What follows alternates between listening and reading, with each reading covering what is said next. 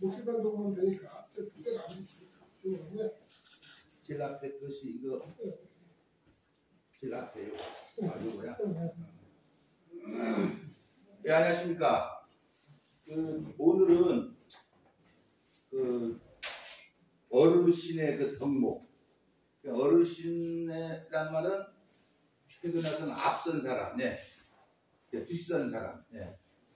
그래서 그 덕목이라는 주제로 이제 우리가 짧게나마 오늘 소개하려고 합니다만은 책을 읽다 보니까 너무 어려워서 오늘은 이제 그 시간도 짧고 하기 때문에 굉장히 쉽게 설명하려고 상당히 노력했습니다. 앞으로 기회가 있으면은 조금 더 관심을 갖게 되면 그때는 점차적으로 깊숙이 들어가도록 하겠습니다. 예.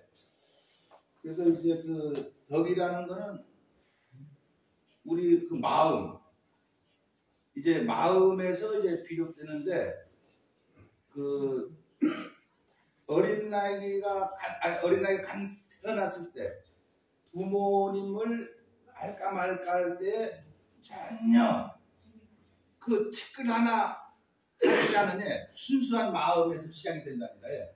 그냥 그 이후에는 어떻게 되느냐면은 어머니 아빠 하면서 엄마 아빠 하면서 여기 가지 말라 위험하다 뭐고 해서 항상 부모는 자식을 감싸려고 하는 데서 문제가 시작이 되는 겁니다. 예. 다음에는 이제 그 친족도 형제간에 다음은 사회활동 학교 교육을 통해서 이렇게 해야 된다 저렇게 해야 된다 하면서 그 직장을 다니는 데까지는 이제 괜찮았는데 그 직장을 다닐 때까지는 내 마음대로 한번 살아보지 못했다는 거죠. 왜냐하면 학교에 가서도 선생님 이렇게 가야 되고 다음은 수능고사를 보고 직장에 들어간데도 그 수능고사 내용이 직장하는데 큰 도움이 안 되고 그래서 60세까지를 이제 살았는데 그때까지는 내 마음에서 우러나는 어떤 생각을 갖고 나아가느냐는 것이 아니고 다른 사람의 거를 빌어다가 오늘까지 살아온 거예요. 그러나 퇴임하고 난 이후에는 뭐 사회에 적응을 하려고 하니 지금까지 자기가 고관대작을 했지만은 사회에서 적응이 안 돼서 그래서 혼자 등반도 하고 혼자 사회 직장 다닐 때는 마을 사람들도 우러러봤는데 막상 모으니까 그래 수고했다 하는 정도만 해도 다투게 되어지는 않고 항상 자기는 높은 사람으로만 생각해왔더니 일반 사회생활하는 때는 그것이 없고 너도 평등하다는 입장에서 그렇게 지내려니까 대우를 받다가 못 받게 되고 그렇게 하면 사람이 외롭고 그러면은 우리가 교육이 잘못됐다.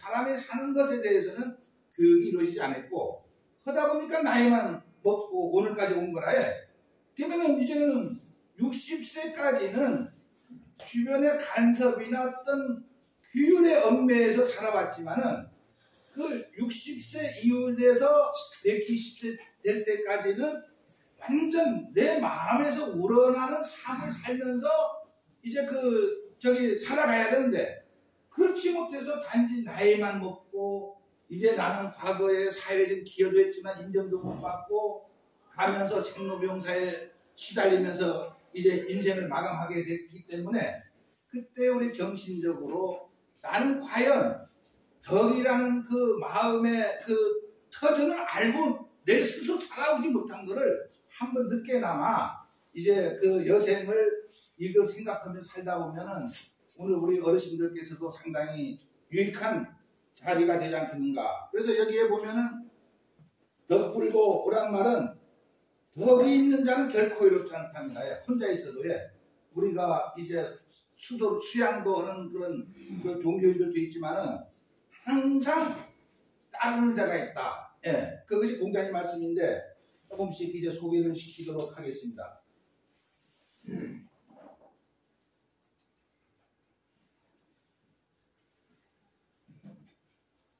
그래서 지금에 제가 한 4년 동안 주역을 공부를 하다 보니까 인문학을 공부를 해야 되겠다 하는 것이, 왜냐하면 그 참된 사람이 이란 무엇이냐에 대해서 이제 공부를 시작을 했어요. 한 1년. 그러니까 수능고사 공부하는 것만큼 제가 공부를 했고, 다음에 공자까지가 이제 주역에 총 정리를 해서 이제 그걸 읽고 난 다음에 그 조선시대에 대한민국에서 조선시대에서 그 유학자가 사사성경을 독파를 하고 더 공부를 하고 그 사서삼경을 바탕으로 새로운 세계를 이제 저술한 것이 정역이라는 그 책이 있어요.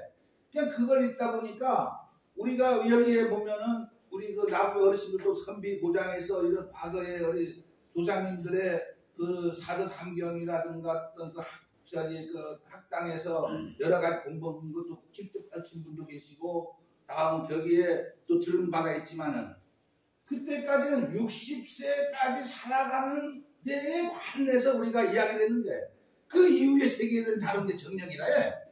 그러니까 그걸 내가 공부를 하다 보니까 100%는 이해를 못하지만 아차, 이 60세에서 저리 돌아가실 때까지의 그 세계가 인간의 가장 행복하고 이상적인 세계라는 거래.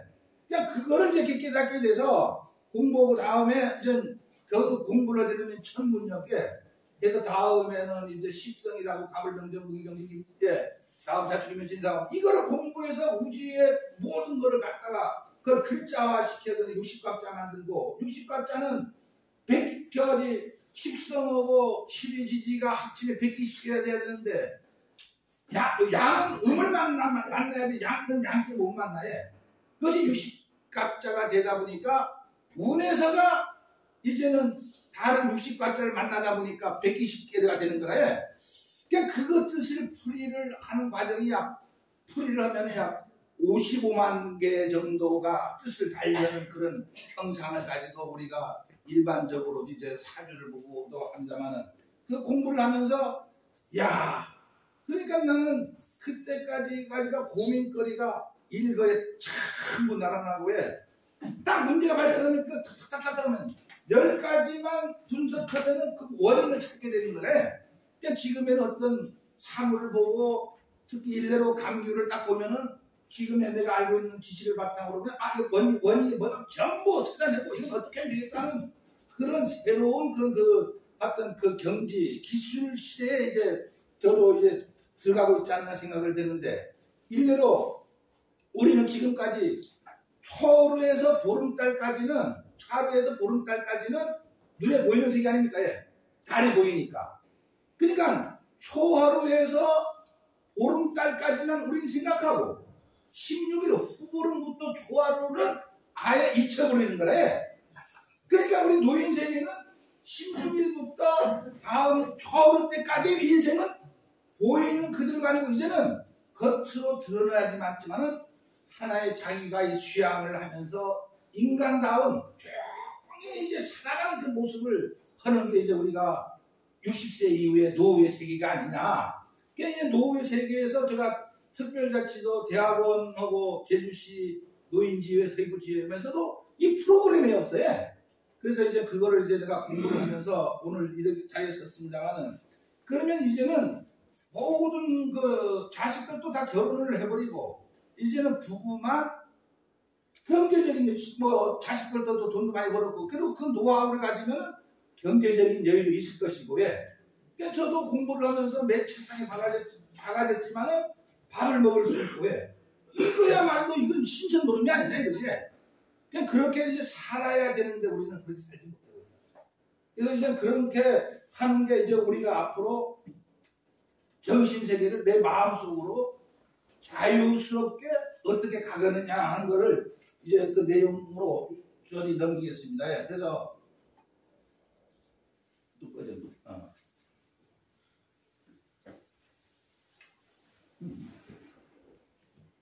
이걸로 이걸로 통해.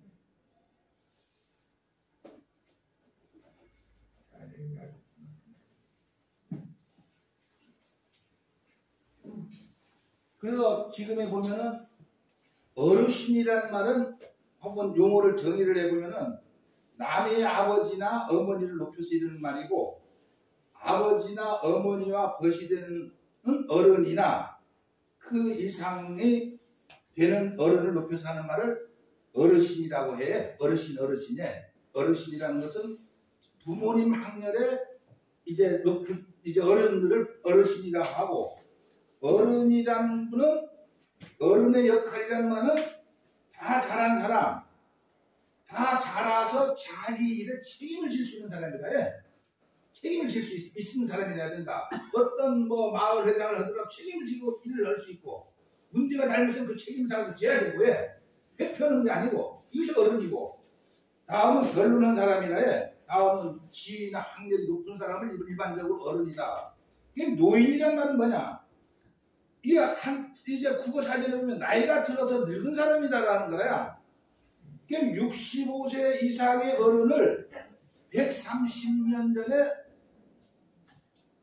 독일로고 프랑스 전쟁이 끝난 퇴역 군인이 65세 이상이 됐어요. 그러니까 전쟁이 끝나니까 이분들한테 연금을 주고 이제 그 귀가 조치를 한 게 노인이란 말이 그 유래가 됐답니다. 그래서 오늘은 나도 노인이라고 하면은 나이 많이 먹은 사람하고 치부될까봐 어른의 덕목이라고 했습니다.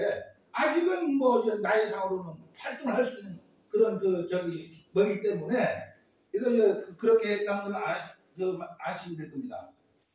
그래서 장자우어편에 이르기를 어른에 대해서 맡으신 여기가 정리된 것이 있어서 소개시키도록 하겠습니다. 어른이란 말은 질서가 안 맞고 나이가 많은 것으로 어른 행세를 하려고 한다면 앞선 사람 즉 어른이라고 말할 수 없다.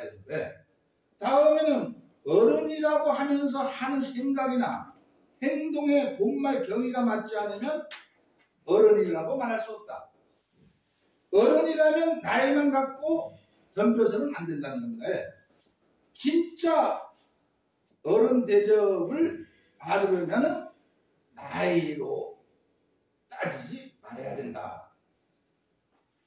어른이 되려면 사람이면서 다른 사람보다 나은 것이 있어야 된다는 거야. 나은 것, 똑같은 나만의 장점이 뭐냐를 갖고 있어야 된다.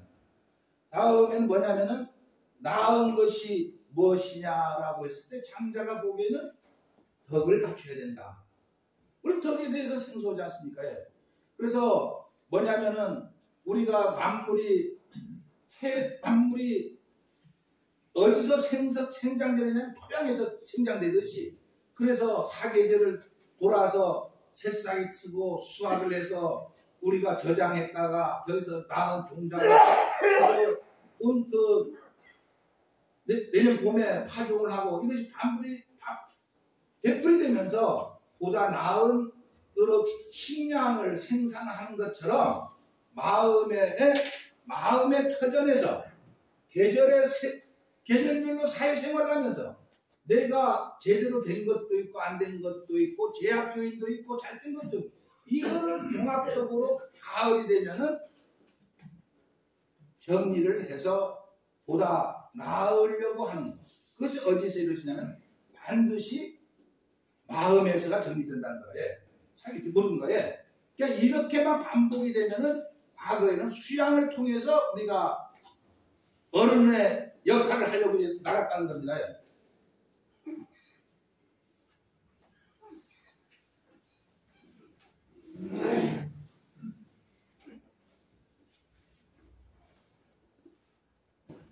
그래서 어른의 대접을 받으려면 모범을 보여야 된다. 말로 모범을 보이려고 하는 것은 꼰대가 되고 반드시 행동으로 보여야 된다. 행동으로 보여야 된다. 걸음걸이라든가 모든 게 어떤 내가 단정하게 이제 노인이라고 이제 아무 옷이나 입는 게 아니고 그리고 단정이 있고 다음에 행동거지에서도 젊은 사람들보다도 뭔가 나은 면이 있어야 되지 않느냐 하는 쪽으로 장자는 이야기를 하고 있습니다. 술잔에 담기는 술같이 빼갈잔에 술을 따르면 빼갈잔에 술을 따라야 될 거고 대접에 술 따르듯이 내 못지않아요. 예? 이렇게 술을 따르듯이 그때 상황에 맞게 처신을 하는 게 어른이라는 거예요. 그러니까 이것이 치연이라고 하는데 술잔치. 그때에 또 술잔을 마시면서도 반복되는 이야기가 아니고 만날 때마다 새로운 말로 상황에 맞는 일들을 전부 우리가 하는 그런 삶을 사는 사람이 어른이다라는 것이 우리가 그 제시를 하고 있습니다.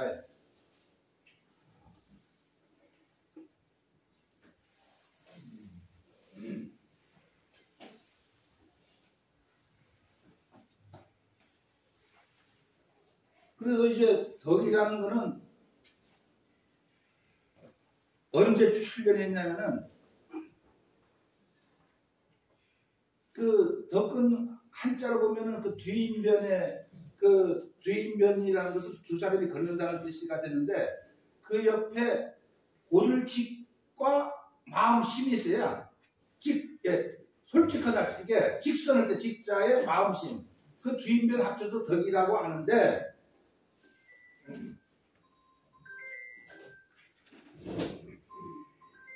중국의 고대 주나라가 있습니다. 은나라 주나라에 주나라가 있는데 은나라가 하늘이 세운 나라에 은나라에 그러니까 은나라가 주나라한테 망해버렸어요. 그러니까 그때의 백성들은 은나라 백성들은 하늘이 세운 나라인데 어떻게 주나라한테 멸망을 할 수 있으며 또 주나라 백성들은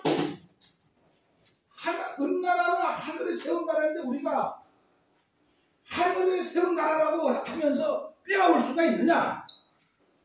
국가가 바뀌는 과정에서 덕이란 개념이 생겼는데 은나라 백성들에게 통치자들에게는 하느님이 세운 나라지만 덕이라는 것이 없었다.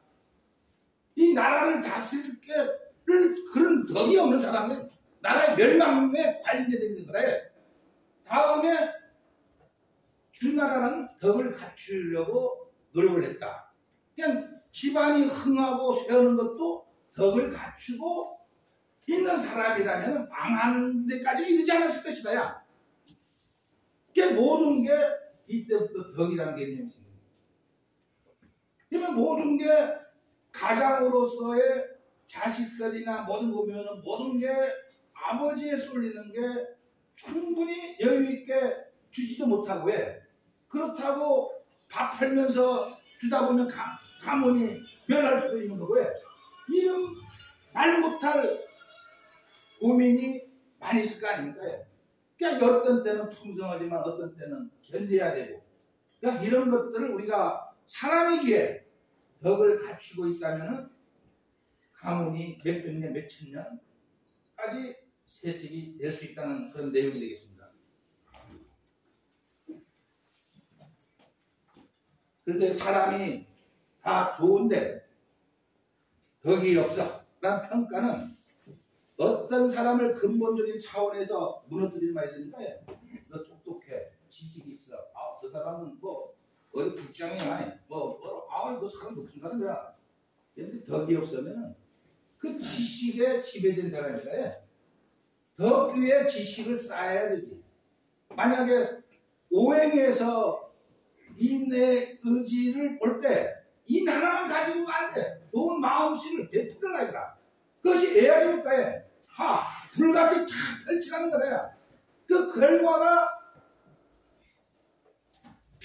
결과를 보고 한번 거둬들여서 12지신 옳고 그름을 반성하고 또 새로운 거를 이제 게 탄생하려고 하는 그런 마음가짐을 갖고 있어야 된다는 겁니다. 그러니까 지금의 흔히들 덕성을 갖추는 것이 재주나 능력을 갖추는 것보다 더 중요하다는 겁니다. 먼저 인간이 되어야 한다는 말이 또 되기도 합니다. 하지만 세월이 지나면서 성공한 사람들이 몇 년을 보다 보면 결정적인 것은 역시 인간됨됨이다. 인격이라고도 표현이 됩니다. 예. 그냥 덕이라는 것은 한정된 것. 덕 주변을 맴도는 여러 가지 일들이 있습니다. 최근에 와서는 뭐라고 하느냐면 지성, 반지성 그렇지 않습니까?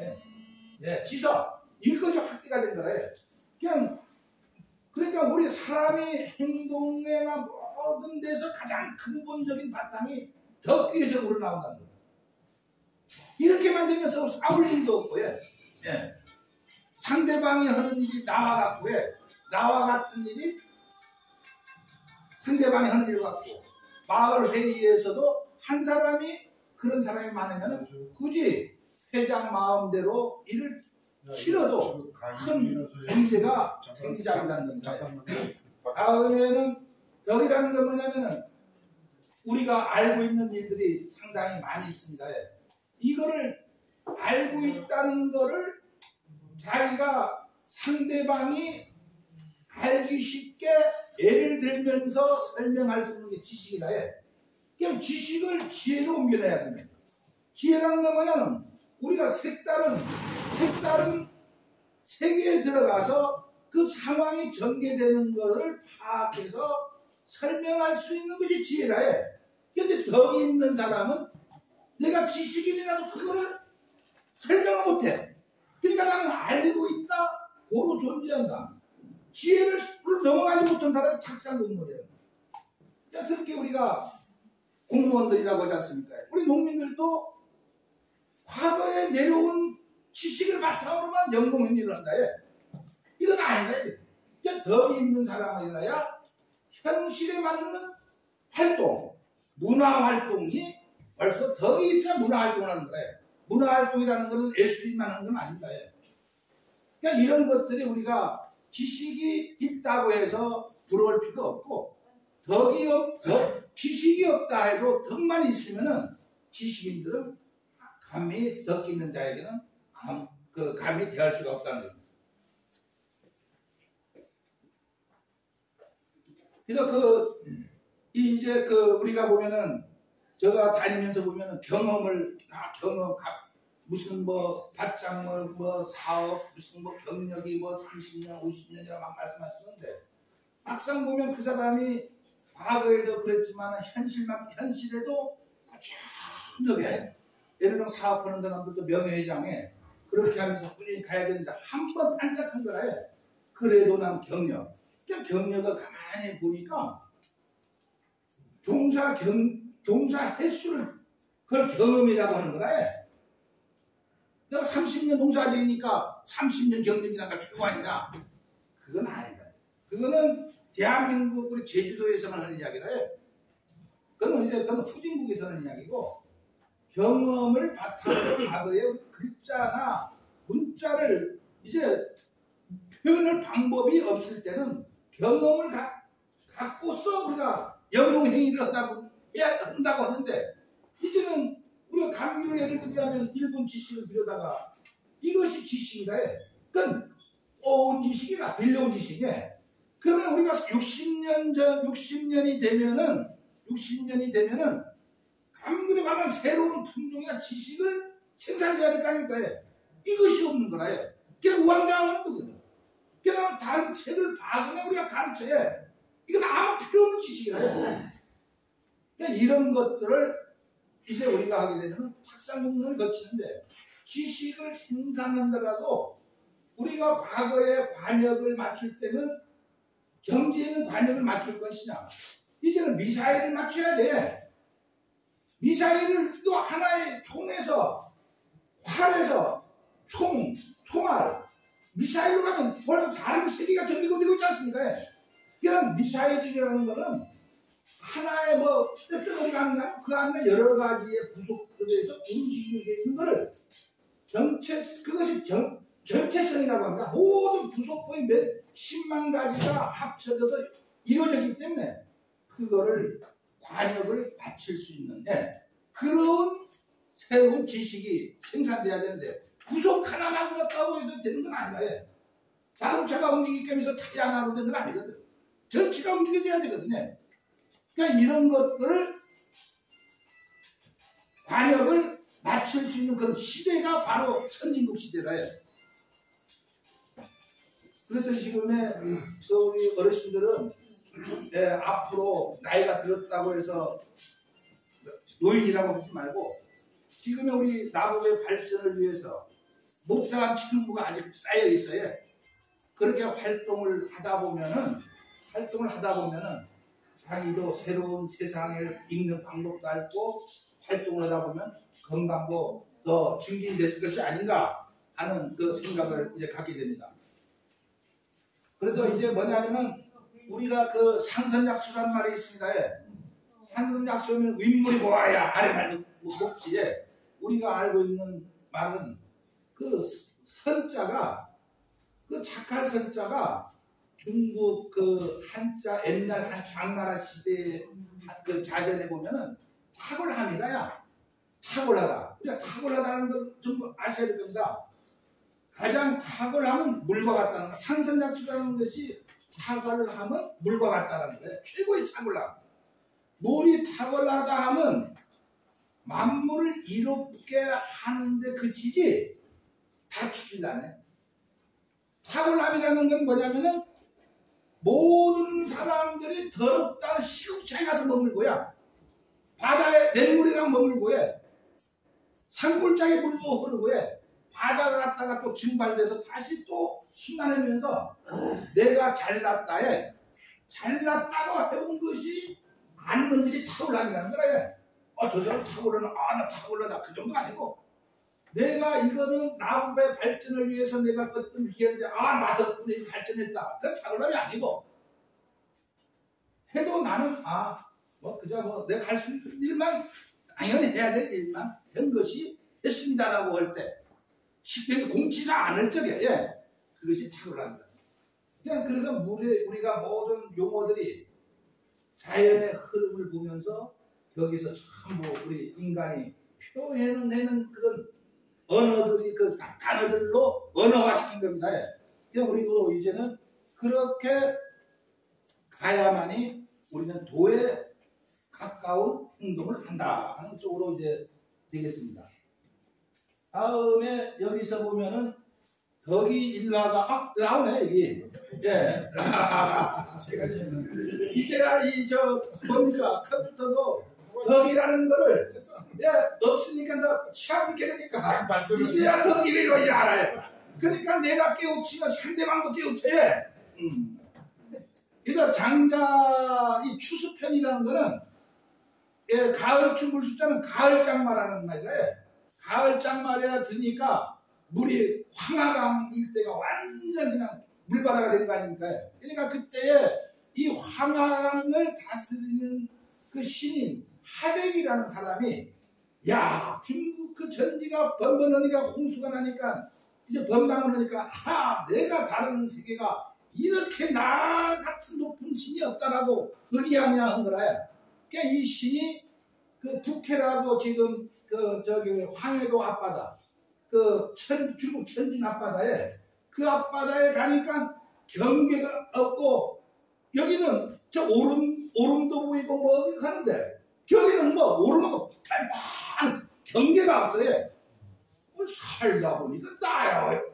그 경계 끝이 없는 이런 세계도 있느냐. 여기는 북해를 다스리는 신이 북해약이라고 이제 합니다.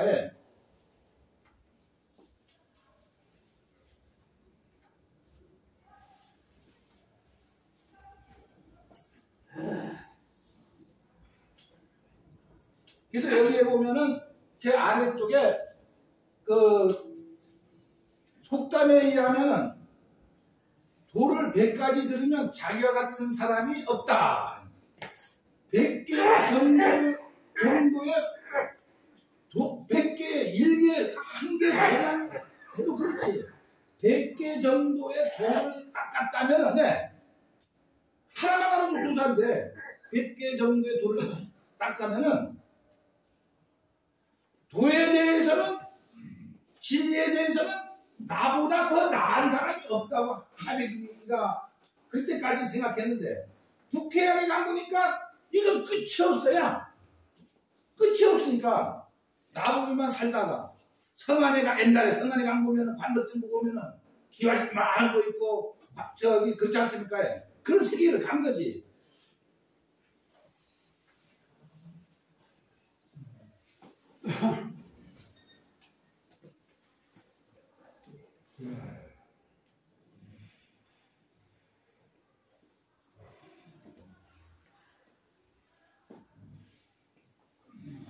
그래서 하백이 황하강을 다스리는 시인 하백이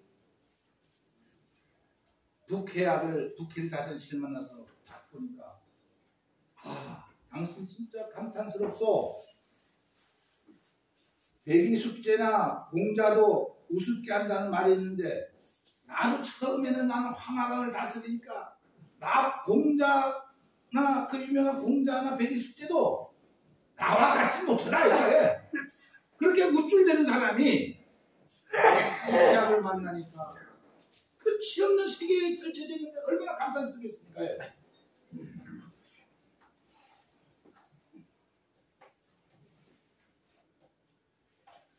그래서 여기는 저기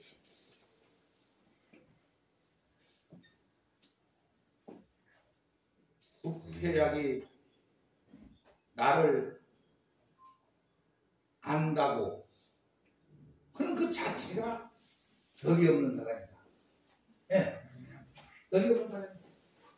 덕이 없고 나는 이 바다 밑에 조그마한 미련한 구멍이 있는데 일로 계속 물이 튀어나간다 그래. 홍수가 나도 넘치는 법이 없고 가뭄이 들어도 물이 줄어드는 법이 없다. 예.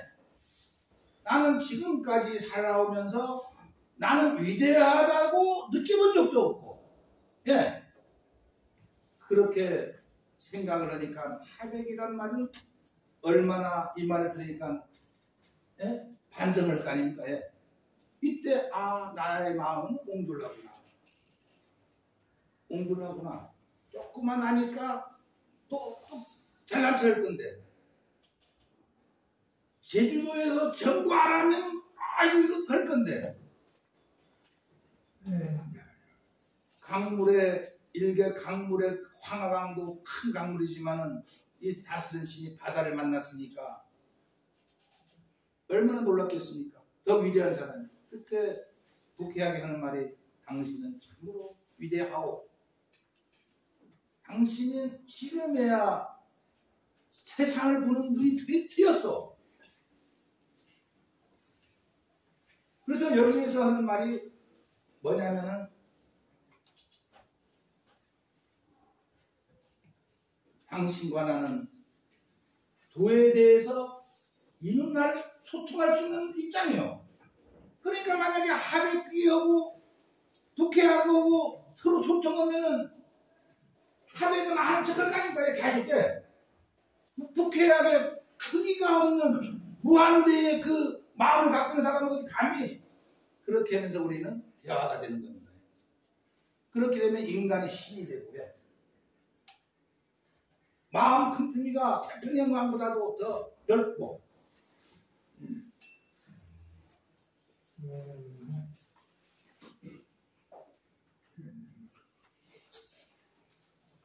그래서 너무 딱딱한 것 같기도 합니다만은 이게 우리 정역에 보면은 오행 상생도와 천간이라고 여기에 12운성이라고 있어요. 그 위에 좌측에 있는 거는 천간이라고 해서 갑을병정 무기경신간이고 이쪽에는 12운성이다 좌측에 있는 진사오음인데 우리가 인묘 지낼 때에 해자축 그럼 겨울 아닙니까? 축 다음 인묘준의 진 다음은 사오미의 미 다음은 신유술 술 토라에 계절이 변할 때마다 토에서 봄에서 여름으로 가는 거야. 우리가 환절기 이 마음에서 변화가 이루어지는 거. 목에서 화로 넘어갈 때 화에서 금으로 갈 때 미토 여름철 미토에 다음 수월에 가을에서 겨울로 넘어가는 거래. 이 과정을 겪으면서 마음의 덕이 커진다. 그러니까 자연에서 이거를 과거에 철학자들 깨닫고 인간의 마음에도 우리는 보이지 않지만은 이걸로 우리 인간이 덕을 쌓아왔기 시작했다. 공부를 안 하더라도 자연 현상을 보면서 여기서 지금 제가 사사상경에 나오는 이런 놈들 다 정리해서 명리에서 나온 거라든가 주역에서 나온 거라든가 이제 여기 나온 걸 정리했습니다. 오해, 그다음 오상이라기도 이제 합니다만은 목화, 금, 수라가 나와 있지 않습니까? 해자축, 이제 자축긴요, 이거 또 다 뭐 있고. 목을 보면은, 여기에 보면은 흥인지문이라고 해. 흥인지문이 동대문 아닙니까? 흥인지문. 남쪽은 숭례문. 이제 다음은 서쪽에는 도리문. 북쪽에는 홍지문에 저 말인즉 목은 덕의 마음이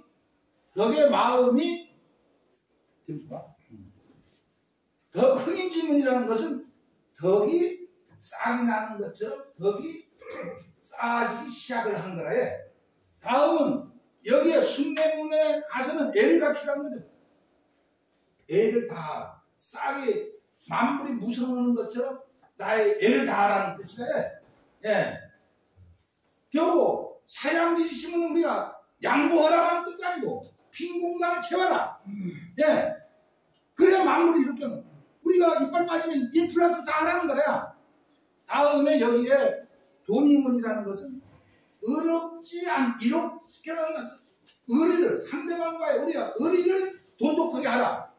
그런데 여기에 보면은 우리가 그래서 이제 보면은 그런 뜻에서 사대문을 만들 일제시대 동대문, 서대문 이제 물론 싹 바꿔본 거래. 그런데 여기에 가운데에 토자가 있지 않습니까? 오신가, 믿을 신자, 마음에서 비롯된다. 시작이 되는 거예요. 중간에 옛날 전부 우리 선조들은 이렇게 공부를 해서 덕을 쌓아갔는데 우리가 최근에 와서는 이런 것에 대해서 공부를 하지 못한 것 같아. 그래서 여기에 보면은 그냥 이런 뜻에서 제가 이제는 나도 어떤 그런 덕에 관한 영역을 확대를 시켜서 앞으로 우리 노인대학에도 이제 강의를 많이 하려고 합니다. 다음은 인간이 갖춰야 할 덕목으로서는 싸가지가 없단 말이 있습니다. 싸가지라는 말은 어디서 나왔느냐 이걸 알아야 돼. 이거 하나만 하면 돼. 첫째 동대문은 인을 일으키는 문이라 해서 흥인지문이라고 하고 서대문은 이를 두텁게 갈고 닦는 문이라 해서 도리문이라 하고 남대문은 애를 숭성하는 문이라 해서 숭례문이라 하며 북문은 지식을 넓히는 문이라 해서 홍지문이라고 했다. 예, 이것이 마음에서 이제 그걸训练돼야 우리는 머리로만 몇 개 안다고 해서 시험 보고 그렇게 살다가 가는 세상 아닙니까? 다음은 중심의 가운데에 불 뜻하는 신, 믿을 신. 다음은 넣어서 보신각을 세워서 한양 노성을 이 5개를 오상이라고 변함없는 그 상이다. 예.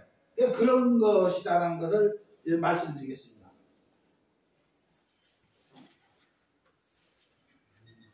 그래서 오상이라는 건 뭐냐 하면은 인, 의, 지, 신을 인간이 갖춰야 5가지 품목입니다. 그러니까 인은 치근지심은 불쌍한 것을 보면 가엽게 여겨 적을 나누고자 하고, 다음 은은 수호지심은 불의를 부끄러워하고 악한 것을 미워하는 마음, 애를 사양지심이라는 것은 자신을 낮추고 겸손해하며 남을 위해서 사용하고 배려할 줄 아는 마음이고, 지는 시비지심, 옳고 그름을 따지는 그름을 가르쳐 옳고 그름을 따지는 마음이고, 신은 광명지심으로 중심을 잡고 항상 가운데서 바르게 위치해 밝은 빛을 내므로써 믿음을 주는 마음이다. 마음이 바르게 있어야 이 사덕이 올바르게 진행되는 거라 해. 중심축이 잘못되면 한쪽으로 쏠려버려. 예. 그러니까 이런 것이 자연에서는 토양과 같은 거예요. 예. 그러니까 토양이 지금 우리는 비료도 주고 뭐지만은 너무 많이 줘도 토양이 나빠지고 안 줘도 배고플 거 아닙니까? 그래도 중심을 있잖아. 우리는 자식이 많으면 자식들이 잘 먹으면 난 배고파도 말 못하고 예. 자식보다는 부모가 먼저 먹는 법은 없고 예. 그렇게 하면서 살아가는 게 인생이라고 합니다. 예.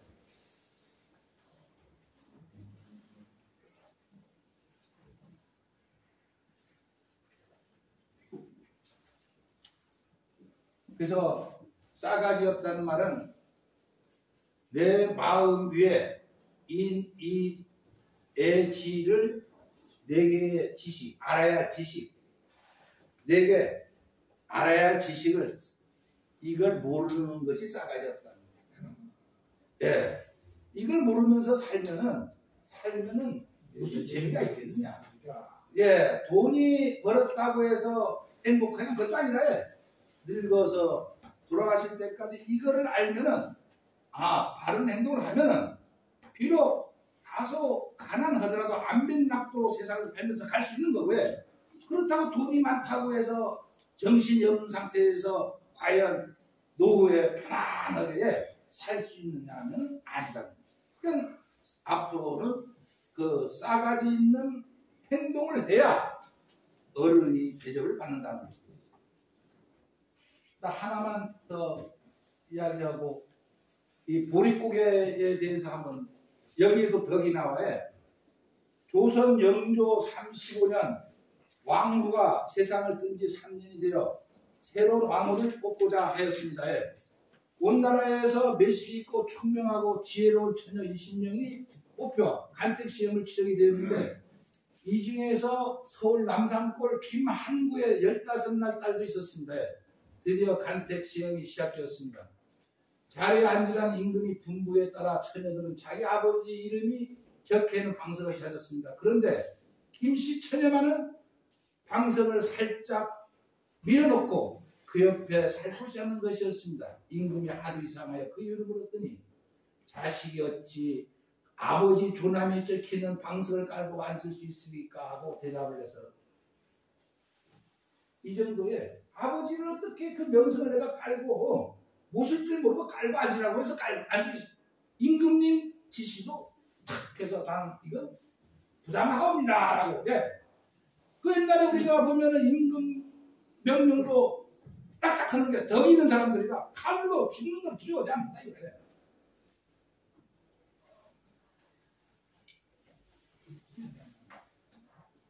다음은 이 세상에서 제일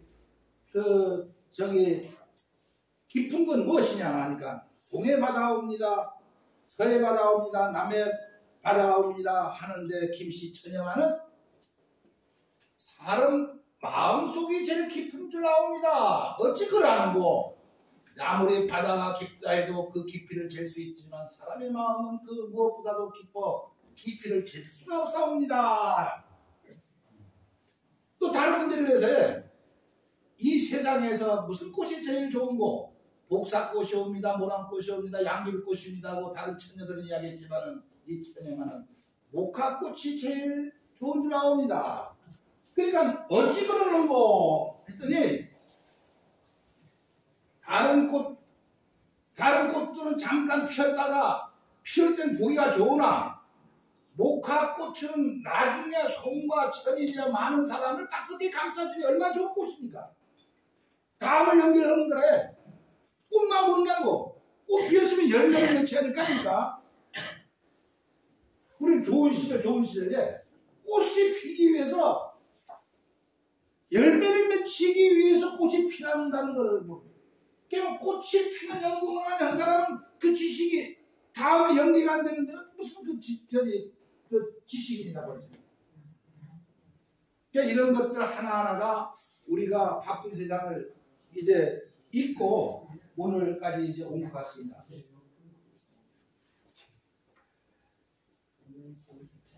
이에 임금은 감탄하였습니다. 그 간택 시험에 합격을 해서 장 15세 나이에 왕후가 된다. 그거 바로 정순왕후. 정순왕후라에. 그래서 보릿고개가 이때부터 나오더라. 이 정순왕후 입에서에 백성들이 죽고 사는데 예, 이것보다 더 아픈 높은 고개가 어디 있겠느냐 이거야. 그냥 눈에 보이지 않는 세계를 읽을 수 있는 사람. 그런 것이 중요합니다. 그래서 지금의 뭐 우리 회장님이 하니까 1시간만 흐르나 될수가 재밌네. 다음은 이것도 재미있는 거라. 예, 큰 사람하고 좋은 사람이라. 허목하고 예, 송시열이 담대함이라. 이거 큰 건들 봐요. 송시열이 유명하지 않습니까? 예. 조선 후기 효종 때 당대 두 거물 정치인 명의 그냥 상당히 유명한 의사이자 영의정을 지낸 남인이 거두 허목과 학자이며 정치가이기도 한 효종 스승의 노론의 영수인 송시열의 이야기입니다. 당시에 두 사람은 아쉽게도 당파로 인해 서로가 원수처럼 지내는 사이였는데, 그런데 그러던 중 송시열이 큰 병을 얻게 되어 허목이 이스의 정통을 알고 있던 송시열의 아이들에게 비록 나하고 원수인 망정 내 병은 허목이 아니면 고치지 못하니 도 찾아가서 정정히 부탁하여서 처방전을 구하도록 하여라. 원수한테 간 거야. 예? 우리 죽어서도 싸우는데요. 후손들끼리 싸우는데 싸울 땐 싸우더라도 이 사람한테 가야 처방전, 다른 사람은 도저히 안 된다. 호랑이도 잡으려면 호랑이 글로 가야 될 거 아닙니까? 그것이 담대한 덕이 있어야 됩니다.